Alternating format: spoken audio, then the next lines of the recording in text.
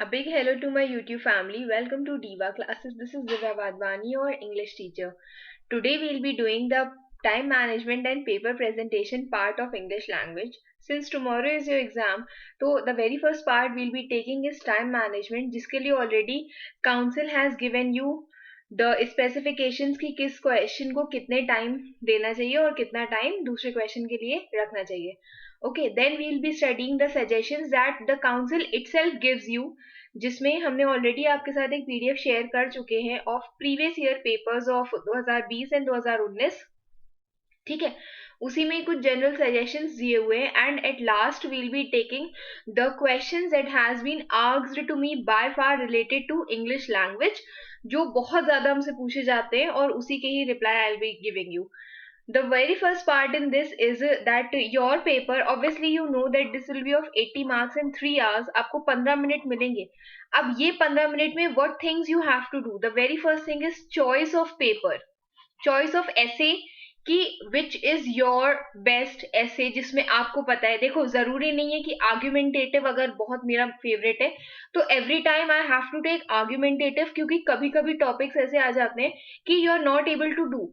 तो find at least 2-3 essays जिसमें आपको पता है कि अच्छा ये वाला ऐसे इतना इजी कि हम इसको चूज करके इसके साथ एक अच्छा खासा कंटेंट लिख सकते हैं. तो first is you have to choose ऐसे, आपको ऐसे उसमें चूज करना है. Second thing, this is the first 15 minutes that you have to do. और उसके बाद second part of this is कि you have to think about points की जो प्रपोजल राइटिंग है, जो डायरेक्टेड राइटिंग है, उसमें हम क्या लिखेंगे. Next you will do is functional grammar. Functional grammar में whatever answers you know, you have to just solve it nicely. Prepositions में हो सकता है कि थोड़ा सा टिपिकल है तो इश्यूज हो, लेकिन एटलीस्ट ट्रांसफॉर्मेशन और जो सबसे नीचे वाला पैराग्राफ है टेंसेस वाला, that you can do. Okay, ऐसे फंक्शनल ग्रामर हो गया. इसके बाद लास्ट में कम्स कॉम्प्रिहेंशन. अब कॉम्प्रिहेंशन के लिए what you can do is, ये 15 मिनट वाला है. Again telling you, comprehension you have to study at least twice. भले ही आपको समझ में आया हो पहली बार में, चाहे ना समझ में आया हो, 2 बार उसको पढ़ो. सबसे पहले पूरा कॉम्प्रिहेंशन पढ़ो, फिर क्वेश्चंस पढ़ो. उसके बाद फिर जब आप दोबारा से, आपके दिमाग में अब सारे क्वेश्चंस बैठ गए हैं कि हाँ ये क्वेश्चंस इस पैसेज से पूछे गए, अब दोबारा से उन क्वेश्चंस को पढ़ो और उन कॉम्प्रिहेंशन को पढ़ो, so that you can frame it in your own words. इतना समझो कि आपने एक मूवी देखी, आप उसी कहानी अपने शब्दों में बता रहे हो. Similarly you have to do in comprehension. आपने कोई कॉम्प्रिहेंशन पढ़ा है और उसको आपको अपने वर्ड्स में कॉम्प्रिहेंड करना है, अंडरस्टैंड करके लिखना है. ठीक है, अब आते हैं, you have to attempt all 4 questions. The very first thing is the intended marks are given. You know you are advised to spend not more than 45 minutes in question number 1. मतलब अगर सपोज करो आपको जो paper है वो शायद 2 से 5 बजे का है, 2 to 5 है, तो 2 to 2:45 you have to complete. 2 से 2:45 तक you have to complete question number 1. Okay, then next is next 50 minutes you will be doing जो डायरेक्टेड राइटिंग वाला पार्ट है, उसके लिए आप स्पेयर करोगे नेक्स्ट 20 मिनट्स. हम फिर भी इसमें से 5-5 मिनट कम कर देते हैं. सपोज करो कि ये वाला जो पार्ट है, I am taking 40 minutes for ऐसे. अगर हम स्टार्टिंग के 40 मिनट्स ऐसे के लिए ले रहे हैं, नेक्स्ट हम 20 प्लस 20 मिनट्स अगर हम लोग डायरेक्टेड राइटिंग, मतलब 2:40 पर you have to leave your essay. अभी हम ये भी बताएंगे कि इसको पहले करो या लास्ट में करो. 2:40 से लेकर के 40 यहाँ 3 बजे तक, at 3 your the part of directed writing should be over. Directed writing के बाद next is proposal writing, या दोनों आसपास ही पढ़ते. 3:20 तक your proposal writing should be over. Next 30 minutes in question number 3, that is your functional grammar. तो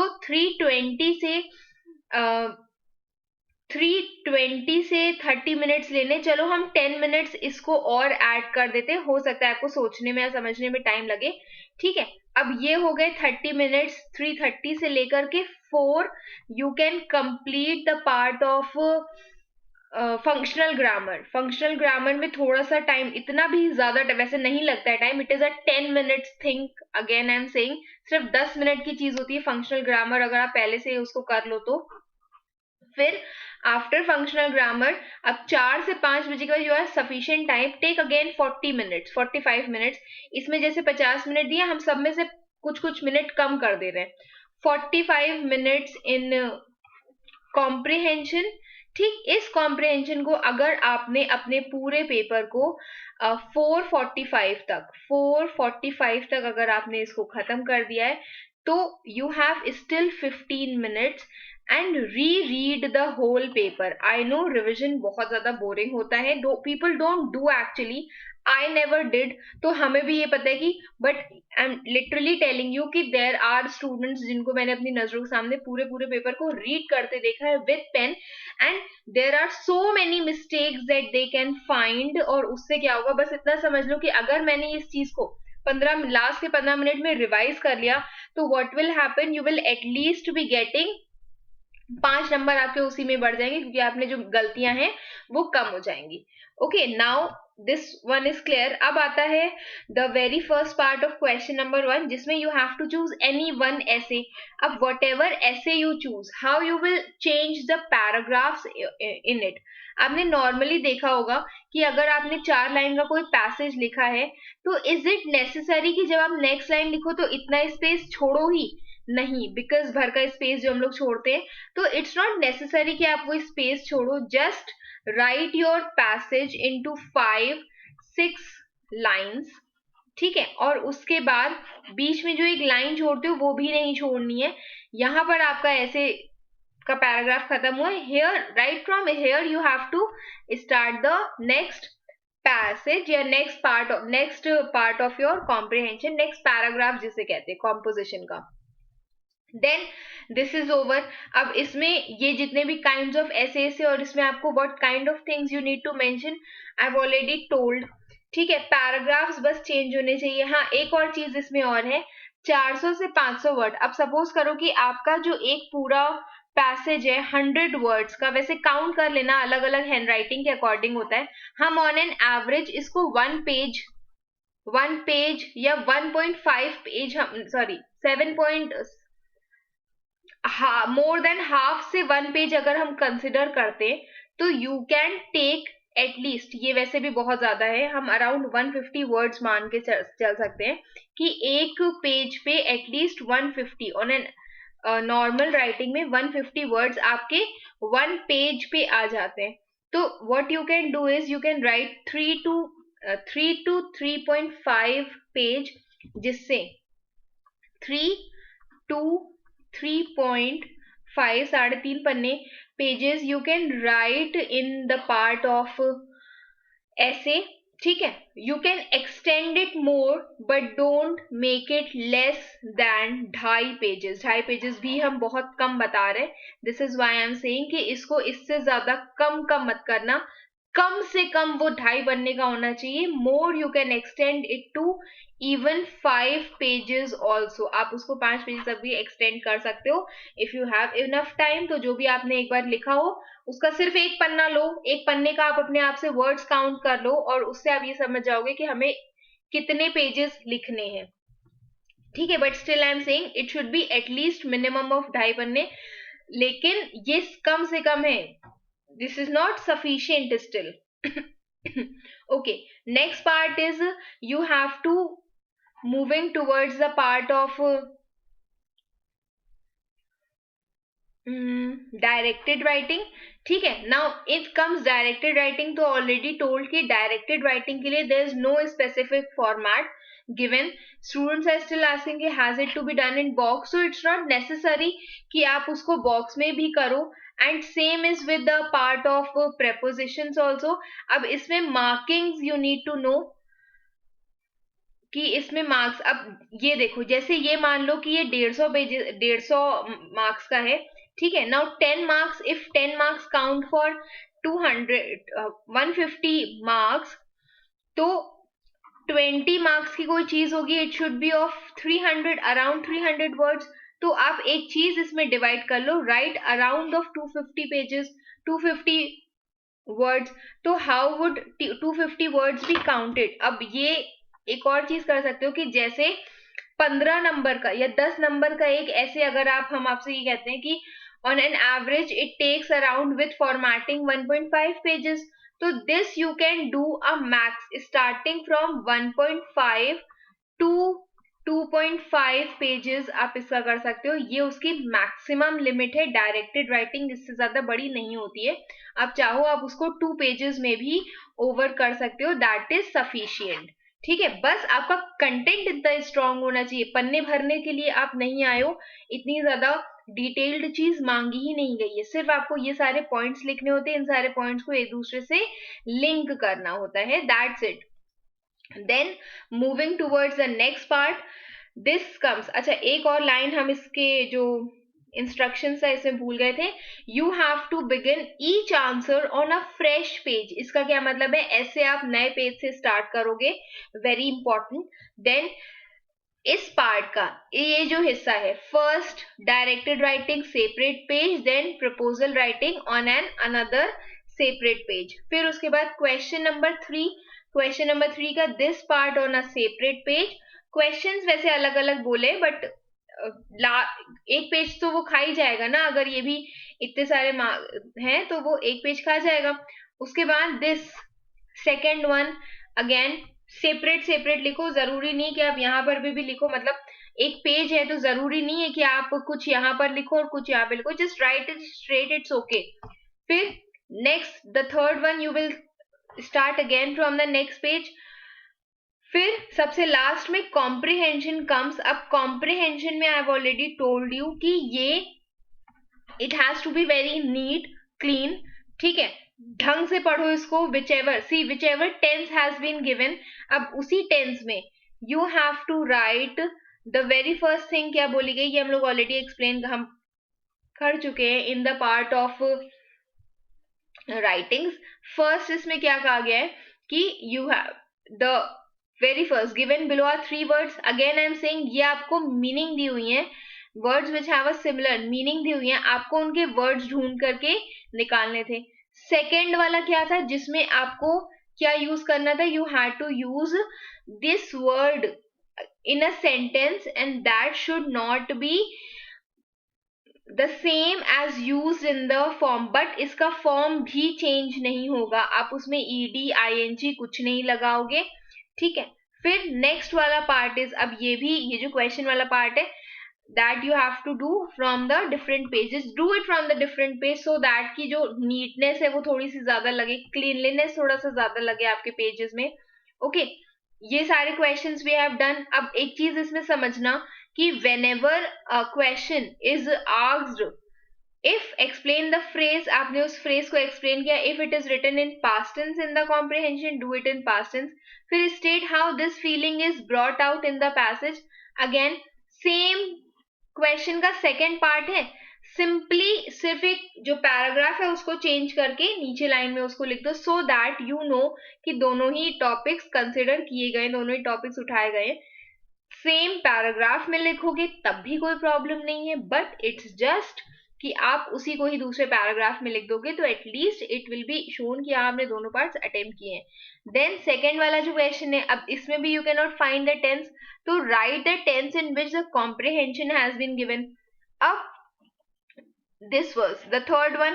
The question has been asked in past tense. If the question is in past, the answer should also be in past. ठीक. Present है तो present में लिखो. Again this one, how did aunt Izzy help her out. Again this is in past tense, तो the answer will be in past tense itself. ठीक. Then next one is you have to write the précis. You are required to write the summary in the form of a connected passage. आपको एक पूरे form में इसको लिखना है. And अगर आप वर्ड लिमिट को नहीं करते हो तो इन अबाउट लिखा है. इन अबाउट का क्या मतलब होता है कि it can be 100, it can be if it is not coming 99, और बहुत ज्यादा मैक्सिमम 101. इतना रखो इज वेल, इतना रखो इट्स ओके, लेकिन it should not go to 107, 108 ऐसे करके. मतलब बहुत ज्यादा वर्ड्स आपके नहीं होने चाहिए. It should be around this much. दूसरी चीज इसमें आपको क्या ध्यान रखनी है कि अगर कोई पैसेज दिया हुआ है तो it should be with in the 6 to 9 pages only.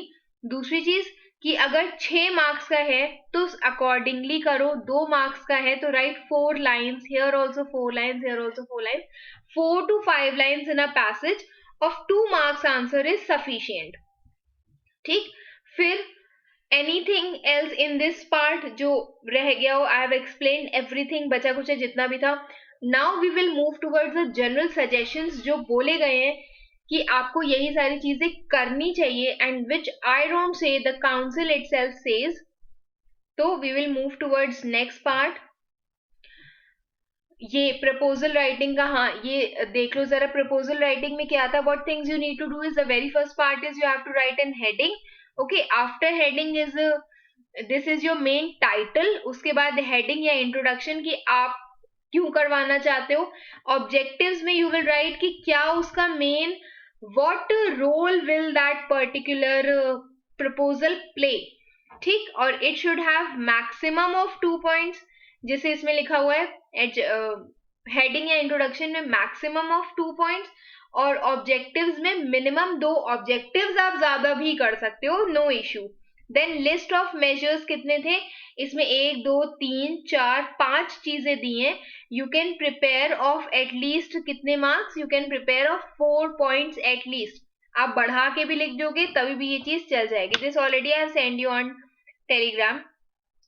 फिर उसके बाद concluding line is mandatory.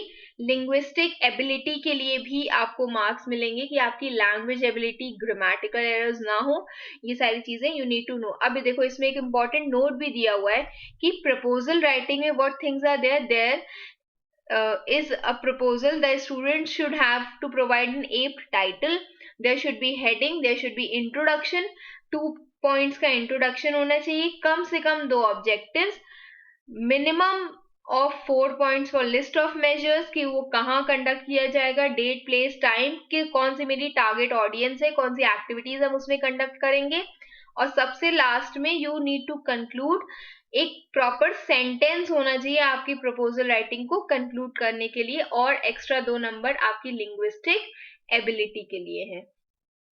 Okay, this is over, the proposal writing part is over. Next is the part of questions, the suggestions that have been given for students. देखो इसमें ये these 2 PDFs I have already sent you, इसमें कुछ है नहीं कि हम इसको दोबारा से आपको as PDF भेजें, ठीक है, क्योंकि many of students are more interested in getting the PDF कि हम सब प्रिंट आउट करवा करके पढ़ ले। देखो सबसे पहली चीज इसमें क्या लिखी गई है, that practice is the key to English paper 1। Obviously it's not a 1 day game, ये नहीं कि आप अचानक से सारा कुछ पढ़ लोगे और सब कुछ चीजें आ जाएंगी। आप ये it has to be given, it has been proved कि time, again that practice makes perfect. Okay, then read good quality English books and making the point to speak in English. Very important thing this is, that if you don't speak in English, it will not be possible for you to do things in written language. Learn different usages and changes of words in the language कि एक word है वो कितने तरह से change हो रहा है, किस फॉर्म में वो जाएगा, नाउन है, वर्ब है, वो सारी चीजें आपको पता होनी चाहिए। You need to develop a habit of consulting a dictionary. Learn new words and their formal and informal use, ये आपको पता होना चाहिए। Next is that it is important to follow the instructions given in the question paper. साफ साफ चीजें जो आपको दी हुई हैं क्वेश्चन पेपर में वो सारी फॉलो होनी चाहिए। You need to practice all 4 questions जो पास्ट ईयर के पेपर्स में दिए हुए, कुछ तो हमने भी करवाए हैं। Then practice all 6 types of essays, very important, and know yourself where your strength lies. This is what I am trying to say कि if you are very good at explaining something, you need to go for narrative. अगर आप आर्ग्यूमेंटेटिव्स में, अगर आप arguments में बहुत ज्यादा विश्वास रखते हो कि नहीं जो चीज है I will take a clear stand on it, go for argumentative essay. Be familiar with all types of directed writing, तो आपके में जो आपका कोर्स है उसमें 8 kinds of directed writings were there. Okay, now this we have already done. कुछ basic से और चीजें हैं that you should know. Suggestions that has to be given. देखो ये जो सजेशंस हैं स्टार्टिंग फ्रॉम, हाँ, first is that you need to know that there with all the different kinds of writing in order to understand any kind of comprehension passage that is set for board examination. आपको पता होना चाहिए कि उसको कैसे लिखना है. Intensive practice needs to be given to students in the identification of words. आपकी vocabulary बहुत strong होनी चाहिए. Students should be trained to understand the meaning of the word in the context कि वो किस चीज किस फॉर्म में यूज हुआ. अगेन आई एम सेइंग कि अगर कोई वर्ड में प्रॉब्लम है आप उसको 2 बार 3 बार 4 बार पढ़ो, अपने आप ही आप उस सेंटेंस का मीनिंग जो है वो ब्रिंग आउट कर लोगे. Okay, then must be told not to change the form of the word कि अगर आपसे कॉम्प्रिहेंशन में कोई वर्ड पूछा गया है दैट इज मिडिल, तो वो जिस फॉर्म में पूछा गया है आपको उसको उसी फॉर्म में यूज करना है. उसके अलावा उसमें आईएनजी ईडी कंपाउंड नाउन कि हम आगे एक वर्ड लगाने या पीछे लगाते हैं वो सब नहीं करना है. You need to use a different meaning in a sentence, ये कॉम्प्रिहेंशन के बारे में दिया गया है. And not to use proper nouns, keep it very clear in your mind कि अगर आप कोई भी सेंटेंस मेकिंग कर रहे हो कॉम्प्रिहेंशन में तो आप किसी का नाम राज, ताज, कोई भी नाम आप इसमें नहीं रखोगे. ठीक है, keep it in mind very clearly. Then training must be given to write sentences with more than 10 words. ये भी चीज आपको बताई गई थी कि कम से कम 10 वर्ड्स होने चाहिए या 10 से ज्यादा ही होने चाहिए, उससे कम नहीं होने चाहिए. Okay, then after this part of comprehension अभी और भी कुछ सजेशंस आएंगे that I should explain it to you, जो आप लोगों को पता होना चाहिए.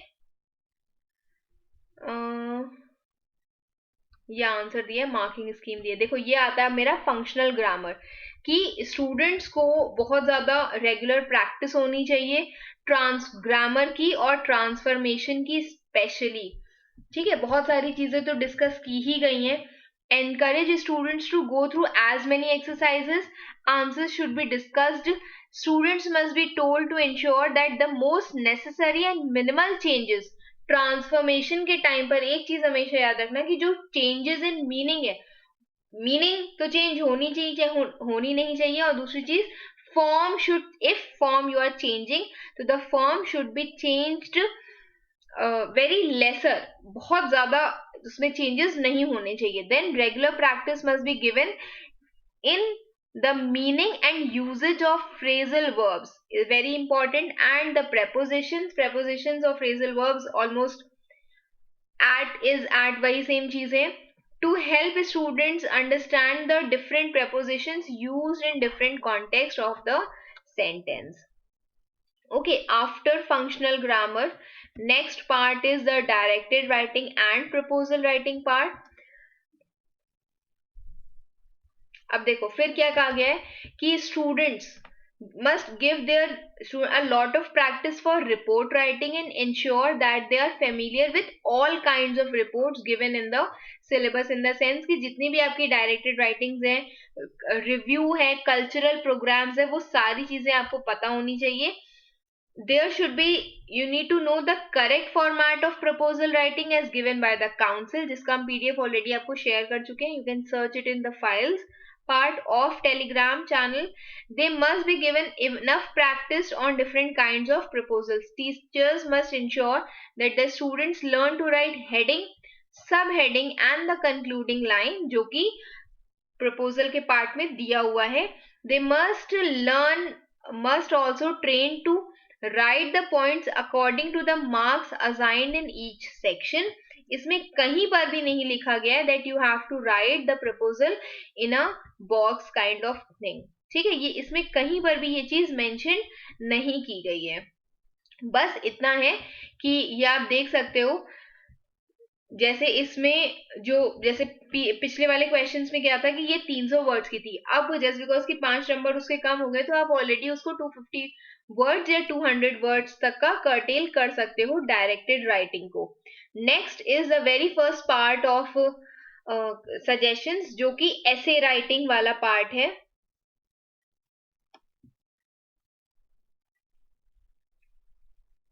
हाँ, here that teachers must make sure that students practice a number of descriptive compositions. ठीक, students must be train to include all parts of the question in their composition. भले कॉम्पोजिशन को आप 10 बार पढ़ो, 20 बार पढ़ो, पर उस कॉम्पोजिशन में जितनी चीजें पूछी गई वो सारी चीजें you have to include. They should be reminded that all parts of the question carry marks and they risk losing marks. अगर आप कोई भी एक स्पेसिफिक हिस्सा उसमें से छोड़ देते हो तो आप मार्क्स उसमें खो दोगे। जैसे यहाँ पर देखो क्वेश्चन दिया हुआ है कि you have recently travelled to a place जो बहुत पीसफुल और रिवॉर्डिंग थी।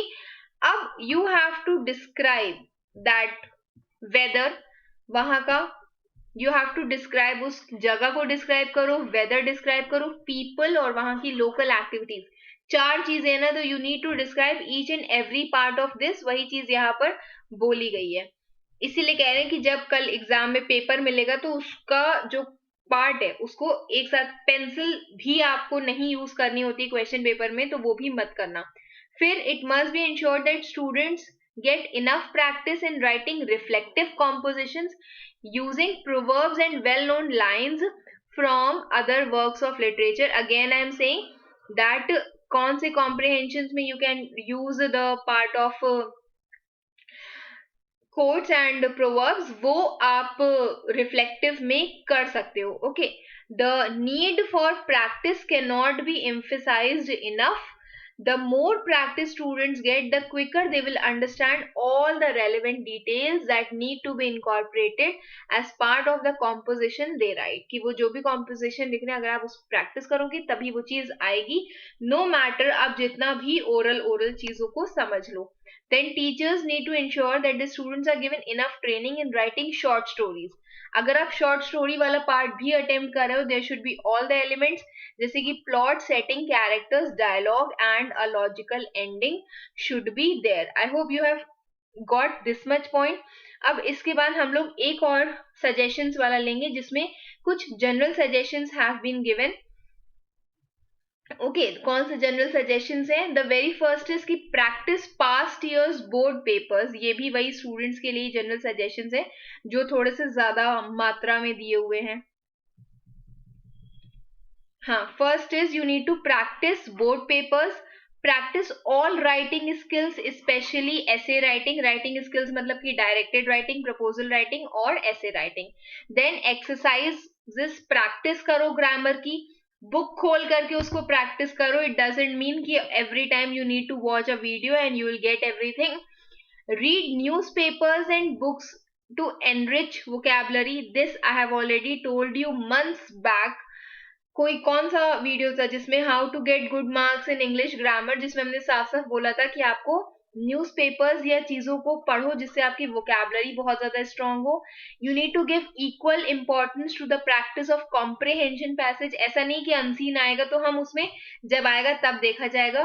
No, the other thing is कि you need to write this comprehension in your own words. बहुत ध्यान से ये चीज समझ लेना. If you will copy the exact sentences from the text of passage, your marks will be deducted. फिर you need to read instructions very carefully. You need to use a writing time effectively, that I have told already. ठीक है. Then attempt all the questions in the paper. Choose a composition topic only after proper understanding. आप पहले उस composition को समझो. आपको लगता है कि हाँ ये वाला अच्छा है जिसमें हमें आता है और हम इसके सारे पॉइंट्स को इंक्लूड कर सकते हैं, तब उसको चूज करो. I have always many times I have seen students what they do कि वो एक पैसेज को, एक पैराग्राफ लिखेंगे, कट कर देंगे उसको और उसके बाद वो दूसरे पैराग्राफ में जाएंगे. तो ये भी मत किया करो. Then do not attempt the essay last. Very important कि काउंसिल आपसे खुद कहता है कि एसे को लास्ट में मत अटेम्प्ट किया करो. What reason could be, वैसे तो कुछ ऐसा दिया नहीं है, but what reason could be कि लास्ट में your brain is already tired, your thinking capacity is very much less, क्योंकि आप ऑलरेडी 3 घंटे से चीजों को लिख रहे होते हो. स्टार्टिंग में लिखोगे ताजा ताजा माइंड में पढ़ोगे तो आपके तुरंत आपके जो माइंड में आइडियाज आएंगे वो आप कर सकते हो. हाँ, एक चीज यू कैन डू कि अगर आपने 2 पन्ने या 2.5 पन्ने का लिखा और आपको लगता है कि अब मुझसे ये नहीं अभी हो रहा है, तो leave that part, leave that page, और उसके बाद नेक्स्ट पेज से आप मूव कर सकते हो, लेकिन don't leave any page blank. Then know the format of proposal writing, और उसको प्रैक्टिस करो, उसमें कहीं पे भी नहीं लिखा हुआ है कि आपको उसको बॉक्स में करना है, लिख भी दोगे बॉक्स में, then also marks will not be deducted. You need to amplify all the given hints and clues in the part of report writing, जैसे कि रिव्यूज हो गए या कल्चरल प्रोग्राम्स हो गए, कुछ भी दिया है, all are parts of report writing और डायरेक्टेड राइटिंग। तो you need to manage that also कि आपको सारे पॉइंट्स को एग्जैगरेट करना है, लिंक में करना है। वर्क ऑन टाइम मैनेजमेंट, क्योंकि paper has 3 writing compositions, your essay writing, directed writing and proposal writing. तो आपको ये नहीं कि आप 3 घंटे बैठ करके उसे ही लिख दो, या ऐसे राइटिंग में ही आप अपना 1 घंटा वेस्ट कर दो। Do not give 2 answers anywhere in the answer script. बहुत ध्यान से चीज लिखना, ये नहीं कि देखो 2 चीज हो गई। प्रपोजिशंस में क्या होता है, या तो आप एज लगा दोगे, एज नहीं लगता है प्रपोजिशन में, या तो आप उसमें टू लगा दोगे, या तो आप उसमें इन लगा दोगे। ये मत करना। If you will do this then also it is wrong. Then अगर आप कॉम्प्रिहेंशन का एक आंसर मान लो हमने यहां कर दिया है, दोबारा हम क्या कर रहे हैं कि हम उसी का ही सेम आंसर फिर से लास्ट में कर रहे हैं, that is also not done, that will be wrong. Then comprehension passage को ढंग से पढ़ो। Before attempting the questions, begin every question on a fresh page, leave space and a margin for the examiners comments, very important. हर question के बाद कम से कम 3 lines 4 lines आप छोड़ दिया करो before starting with the next question. adhere to the word limit in all the questions, इसीलिए हम कह रहे हैं कि अगर आपका कोई भी रजिस्टर पेज है, 5 मिनट लो, 5 मिनट में कम से कम पढ़ काउंट कर लो अपनी हैंडराइटिंग के अकॉर्डिंग कि मेरा एक पेज में कितने वर्ड्स आते हैं, और उसी के अकॉर्डिंग आपको पता होना चाहिए कि 4 पन्ने 4 पेजेस कितने वर्ड्स को काउंट करेंगे। Then pay attention on handwriting and presentation part, very important. Underlinings and legible handwriting or cursive writing will give you better marks. On completion, go through the paper and rectify errors, this is also very important। बस एक चीज ध्यान में रखना, अगर आपने paper को revise कर लिया आपको 5 मार्क्स ऐसे ही मिल जाएंगे। 5 मार्क्स क्यों मिल जाएंगे, क्योंकि आपकी सारी गलतियां सही हो जाएंगी। Ensure that the required number of questions have been attempted, कि आपसे जितने क्वेश्चंस बोले गए हैं सारे पार्ट्स ऑफ द क्वेश्चंस करो, और वो सारे parts of the question you will do in serial order. ठीक है, इट्स ओके अगर आप कोई एक पार्ट को लास्ट में अटेम्प्ट कर देते हो, बट ये मत करना कि हमको प्रेपोजिशन पहला आता है पहला कर देंगे, फिर 5वां आता है 5वां करेंगे, फिर छठा आता है फिर दूसरा आता है, तो don't do this part. Okay, then writing अगर तुम लोग की अभी भी ऐसी है कि हम आर ऐसे करके बना देते हैं या ई ऐसे करके बना देते हैं, तो उस पर भी वर्क करो, पंचुएशंस पर भी वर्क करो। Then we will move towards the part of frequently asked questions. Okay, ये सारे सजेशंस आई होप आपको समझ में आ गए। इसमें मेरा कोई भी लिखा जुखा नहीं था, जितना था council has given it itself, and that PDF I have already shared it with you. Then we will move towards the part of the questions that have been asked। अब देखो सबसे पहला क्वेश्चन क्या पूछा गया है कि what question to attempt first। बहुत सारे स्टूडेंट्स ने हमसे पूछा था कि क्या हम ऐसे फर्स्ट कर सकते हैं या ऐसे लास्ट कर सकते हैं। ना, what thing I will be saying is it's totally up to you।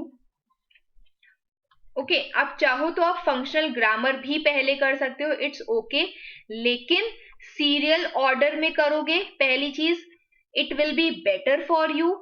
दूसरी चीज कि ऐसे को लास्ट में मत अटेम्प्ट करो, शुड बी अटेम्प्टेड फर्स्ट। क्यों? क्योंकि उससे क्या होगा, जो भी आपने अभी तक रीड किया उसके आइडियाज आपके माइंड में, जाहिर सी बात है कोई चीज रीड करो तुरंत माइंड में कुछ ना कुछ स्ट्राइक कर है, तो वो चीजें आप तुरंत लिख दो 2 पेजेस 2.5 पन्ने का लिख दो, और उसके बाद जब आपको लग रहा है कि हाँ अभी के लिए it is sufficient, I will again come to this topic, then you can do it, but attempt it first. Order में करोगे चीजें ज्यादा बेटर रहेंगी आपके पार्ट पे।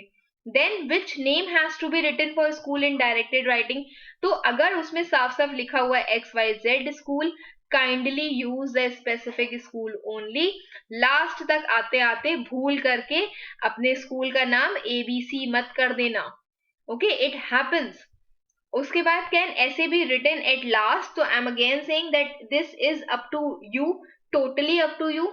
स्टूडेंट्स क्या करते हैं कि फंक्शनल ग्रामर भी पहले करते हैं, बट हाँ, functional grammar you can do at first. Functional grammar का एक सिर्फ पॉइंट रहता है कि फंक्शनल ग्रामर में सबसे स्टार्टिंग में करो, क्योंकि आपको आंसर्स पता होते हैं, तुरंत तुरंत याद होते हैं, नहीं तो फिर बाद में आप भूल जाते हो उसको, तब आप इसको कर सकते हो। You can do one more thing कि आपको पता है तो आप स्पेस भी छोड़ दो उसके लिए, नहीं पता है तो you can do it at first और ऐसे लास्ट में कर दो, but council suggests you to do it first on a very clear note. Then what if meanings of comprehensions are not known? Again I am saying that read the comprehension की वही specific line twice or thrice, ठीक है, बहुत ध्यान से ये चीज समझना। उसके बाद अगर आपको लगता है कि हाँ ये आंसर मुझे आता है, लिख दो। नहीं आता है तब भी you can attempt it, it's not necessary कि हमेशा आपको आंसर छोड़ करके ही आना है। Then can Hollywood movies be taken for film review? Yes, you can take any movie for film review. Then next is Pressy Grid. अब Pressy Grid में मेरे से एक गलती हुई थी, और गलती से ही हुई थी, obviously no one will do it like that only. The grid I made mistakenly was 5 into 10. हमने उसको 50 words का बना दिया था, but what you have to do is you need to make it in the grid form of 5 into 20. 10 की भी कर सकते हो, लेकिन वो इतनी स्पेस नहीं रहती है, तो आपको यहां से उसको बड़ा करना है। लेंथ मतलब लंबाई उसकी यहां से, वाइडनेस नहीं बड़ी करनी, क्योंकि एक लाइन में आप 10 वर्ड्स ला नहीं पाओगे। तो पहले आप ग्रिड बनाओगे उसकी, ठीक है, 5x20 की ग्रिड बनाओ, और उसके बाद यहां पर उसके अंदर सारे पॉइंट्स यू विल राइट। फिर next part is can Tempest be written in book review? तो आई विल से नो। बहुत सिंपल सी चीज है कि बुक रिव्यू में बुक्स होनी चाहिए, book any of the novels या कुछ होना चाहिए एज अप्रोप्रिएट, बट उसमें आपकी कोर्स बुक नहीं आती है, बिल्कुल भी नहीं आती है। ये चीज स्पेसिफिकली मेंशन्ड है कि मत लिखा करो। विच इज द इजिएस्ट ऐसे काइंड?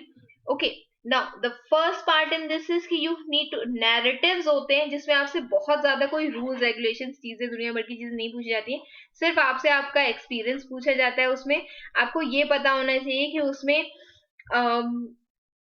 पास्ट में लिखा जाता है, क्योंकि आप अपना कोई बात उनसे शेयर कर रहे हो, कोई स्टोरी काइंड ऑफ बात शेयर कर रहे हो, ठीक है। फिर उसके बाद is it necessary to do rough draft?